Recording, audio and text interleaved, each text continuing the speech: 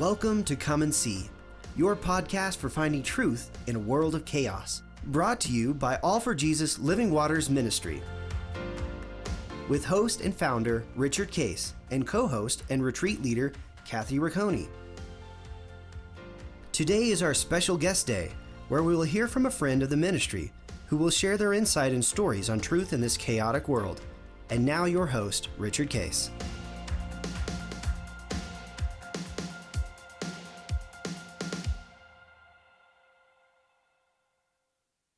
Well, good morning, everybody. This is not end times. It's going to be end times because Casey's going to help us understand some things. But it's Guest Thursday. Guest Thursday, and we have a very special guest, Casey Mulligan. He's actually, in my world, he's famous. He's worked for presidents at the White House, been an advisor, economic advisor, and you're a frequent guest on Fox News. And tell us a little bit about just your own career and what kind of things you have been doing and are doing right now. My career is going way back. Hasn't been my plan. Luckily it hasn't been my plan. When I was a teenager, I thought I was a mathematician. I went to Marmion out in Aurora, and they told me, no, I was good at math, but they said, you're good at social science. I'm like, what the heck is that? And then I found myself doing that for a variety of accidents. And then I stayed with it, and it matches my talents well. And it's been a lot of fun. Still is. It's not done yet. So you could say it's a slight exaggeration. My only job has been a professor of economics at the University of Chicago. It is tiny exaggeration. There were some teenage jobs and things like that. And I took a sabbatical to work at the White House.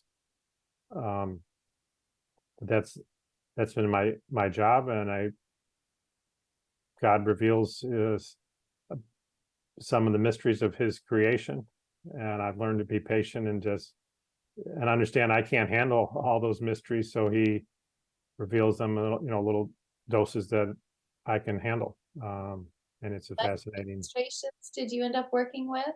You said you took a sabbatical to work at the White House for a bit. When was that? Yes, that was in 2018, President Trump. Okay. And I was they asked me to do that, and I was pretty fearful. I was reading in the New York Times how terrible and evil the people are there, stuff like that. I knew the New York Times wasn't true, but when you're reading something that's not true, that doesn't tell you what is true, right? Right. How was your experience there? And I was trying to look for every excuse not to go there.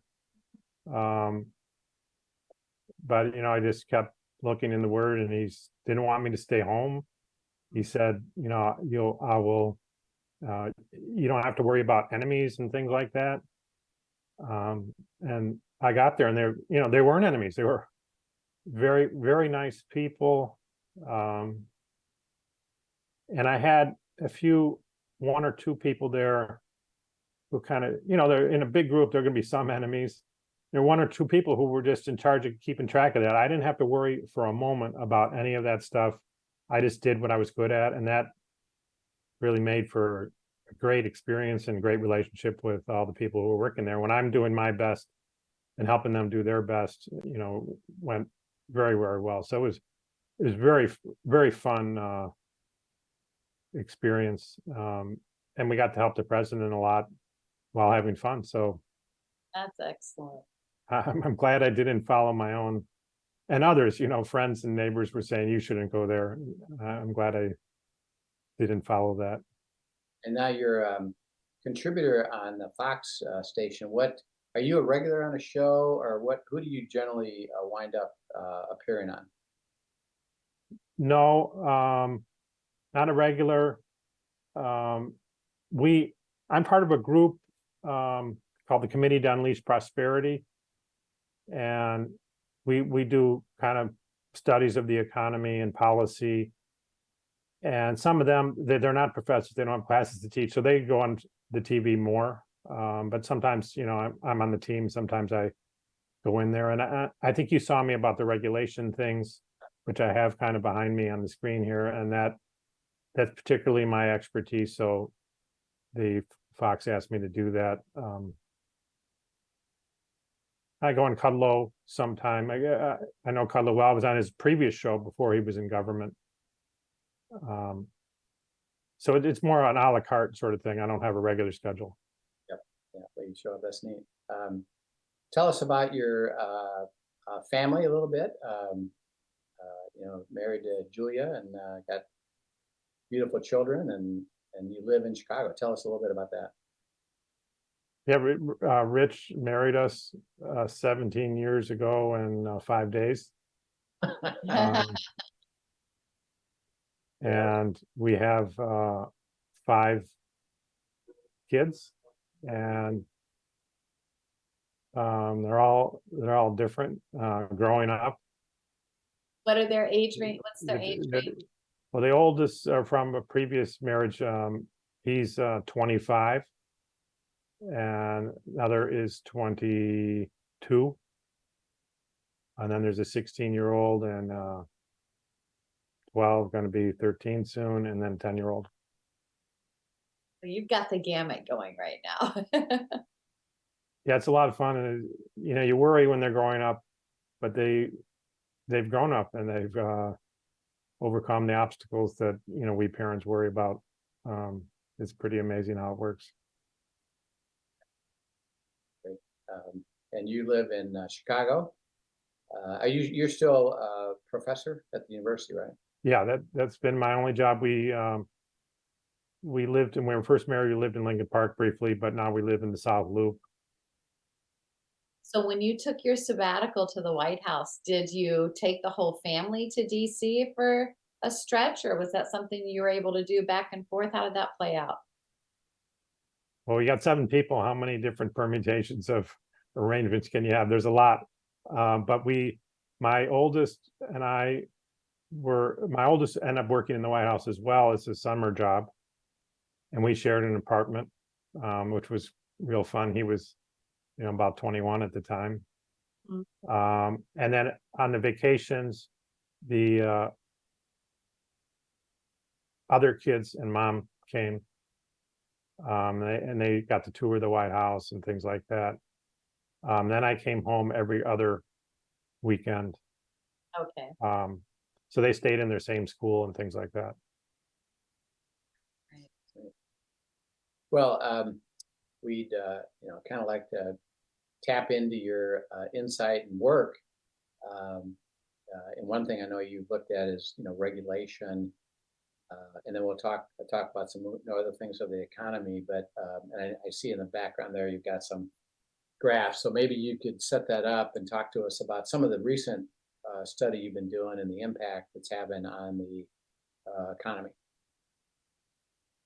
One of the things I always taught in my class was, hey, regulation's a big deal. People don't pay attention to it. Doesn't get the headlines, largely because it comes in many small pieces, and whereas a tax bill come in just one big bill, every 10 years gets a lot of play. But really, regulations are more important, and because people aren't paying attention, it's kind of unsupervised. It's affecting our lives, but the citizens, and that's who's supposed to run the country, the citizens aren't really following what's going on. So that was what I was taught. And then when I got there and saw it up close, I was like, wow, I should have emphasized that point even more. And so I tried to get into, okay, there's all these little pieces. Is there a way I can aggregate the pieces and have kind of an aggregate picture and good examples for the president to talk about, and I can talk about in my classes and help people engage.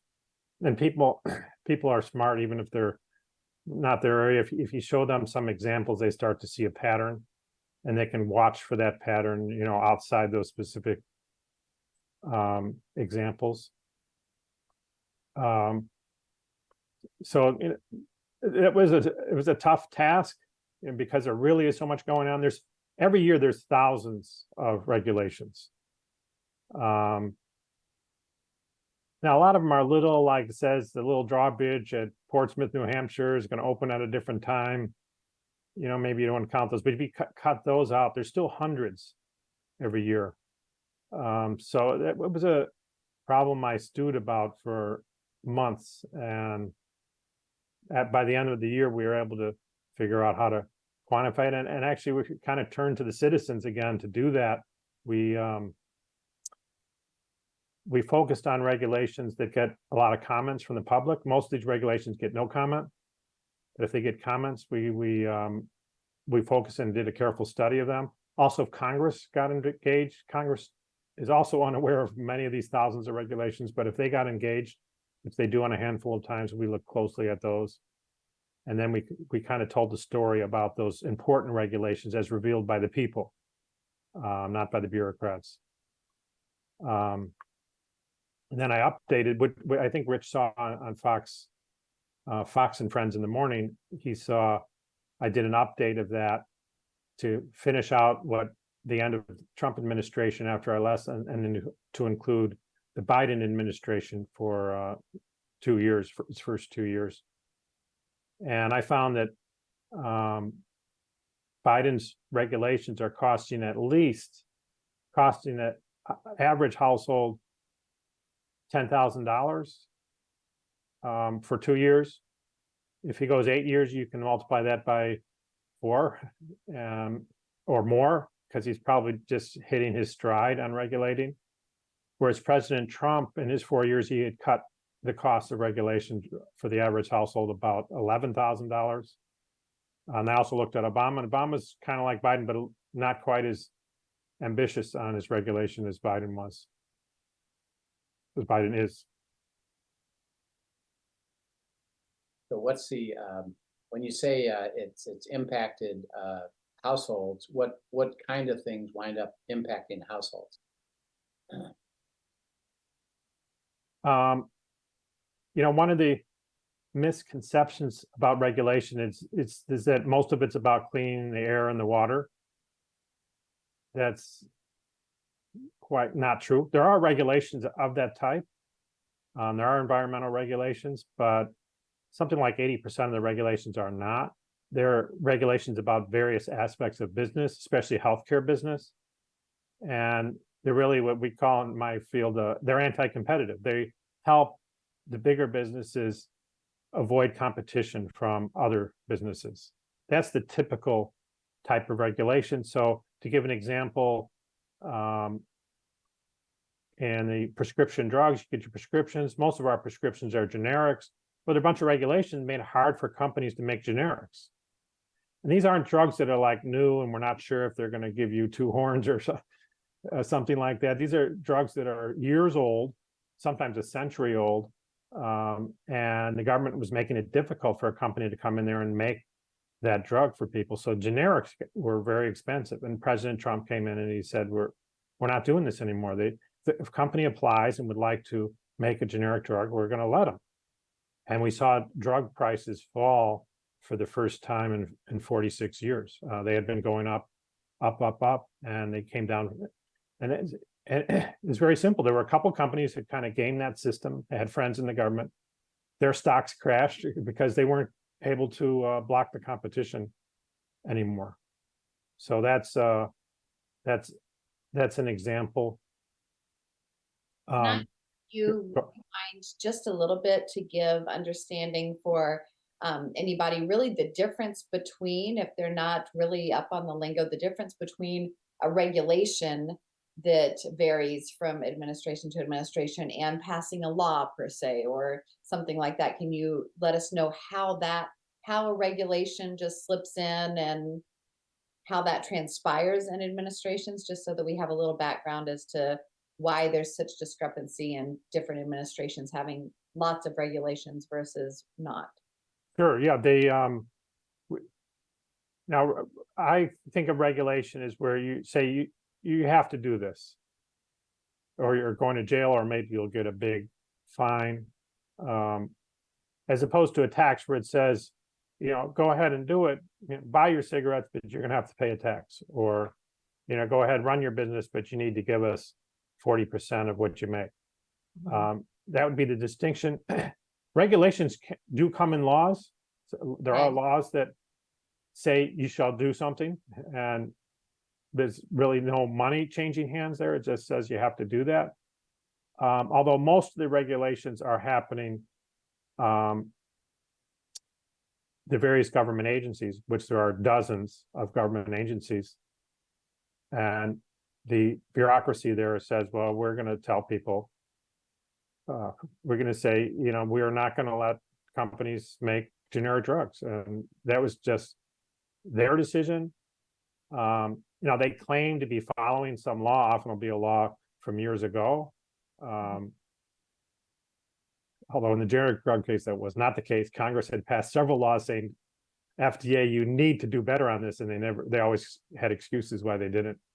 So it's coming from the bureaucracy and special interests. There are, people who work in the companies who benefit, maybe we used to work in the agency, and they have friends in the agency, so they'll often, give their sob story why they need to pass a rule to protect their company.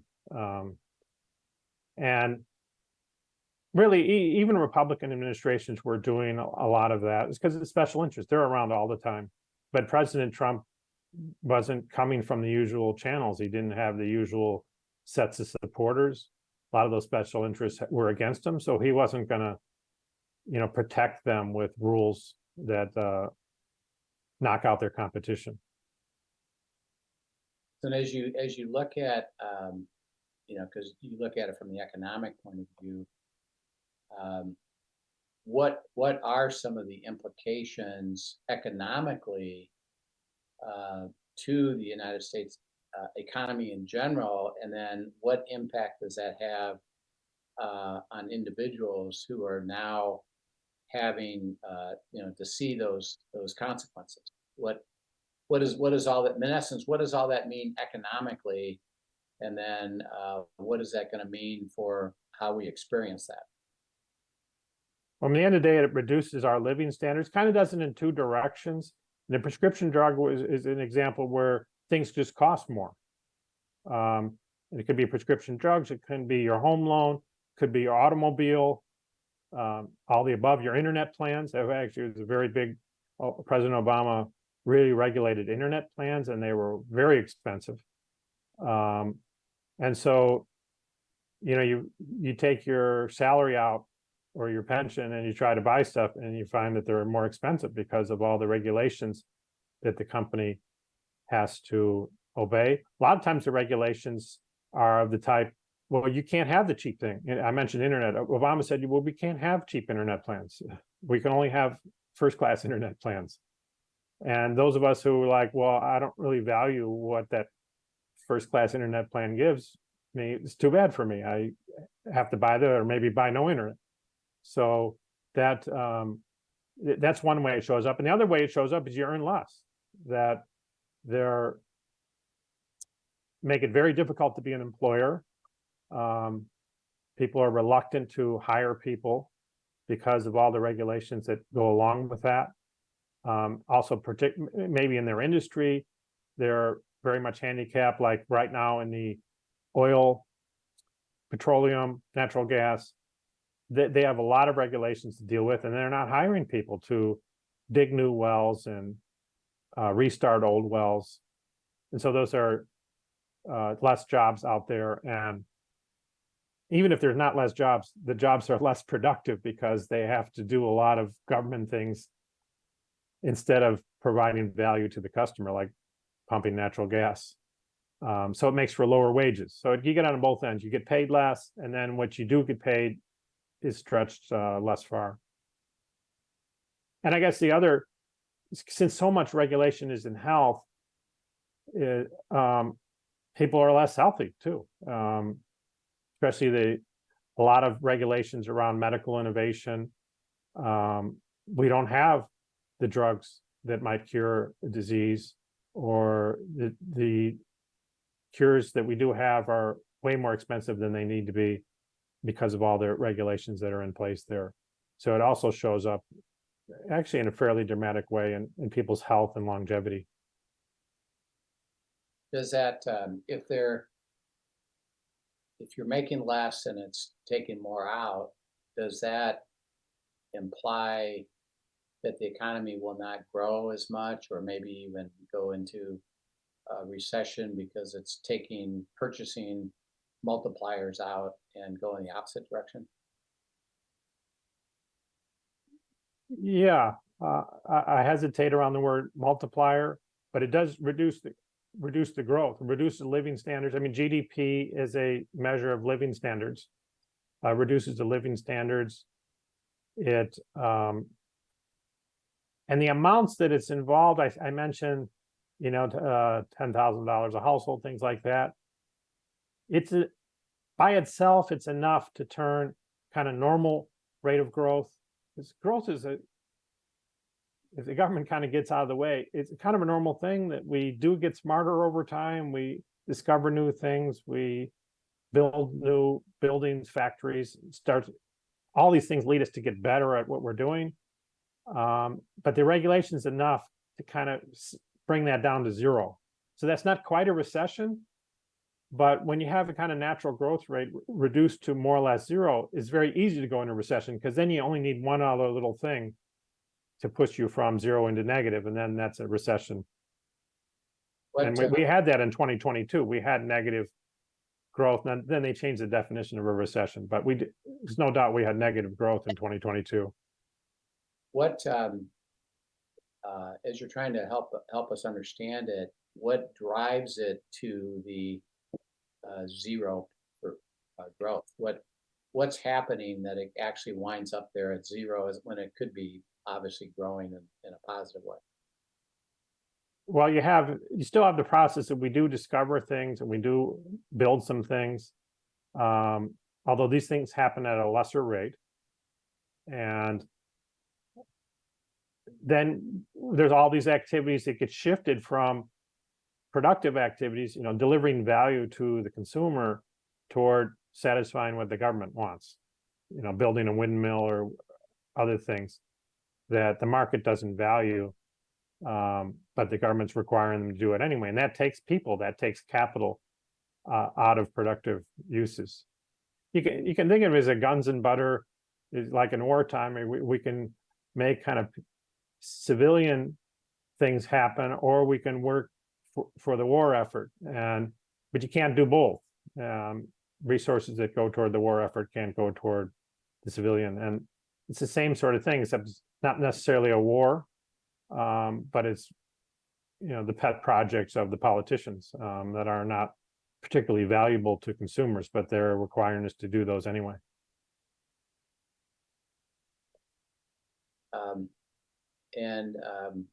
Do you, if they have more and more regulation, will that stay at 0%? I mean, and we know you said other factors, which we'll talk about in the next session, but could it go even where it actually pushes it, all by itself, pushes it into negative territory? I mean, we had a history where in the 70s, there also got to be a lot of regulation, and there was a bipartisan pushback against that. So it got costly, and people were, even if they weren't following each one of the thousands, people were frustrated. You know, why does it, maybe Rich, you can remember in the 70s, to fly somewhere was quite a luxury. I mean, all of us hop on Southwest Airlines now and go places, but in the 70s, when I was a kid, we didn't go on plane vacations. It was just too expensive. It was so regulated. Right. And then people got frustrated by that, both parties. So they said that enough is enough, and they cut back a lot of those regulations. President Carter, in fact, was heavily involved with that. And so in looking forward, I tend to think that it would be, again, backlash from the population that maybe both parties would have sympathy for, and that would prevent it. But that's kind of a political projection, maybe based on a bit of history. The bureaucracy itself has no end to its appetite. I mean, the more power it gets, the more power it wants. What do you see as some of the most costly regulations that are enacted currently? If we just pick one out of the thousands, you could call it environmental, although it's not really environmental. It's about the automobiles, how many miles per the gallon they're supposed to get, or how much carbon they're supposed to emit. Those are more or less the same thing, because every time you use a gallon of gas, you emit some carbon. Those are very expensive regulations. Obama's regulations were adding about $2,000 or $3,000 to the price of a new car. You know, a lot of families have two cars, and not rich families either. They have two cars. So, you know, there it is, you know, $5,000 just in that one regulation out of the thousands that they're paying.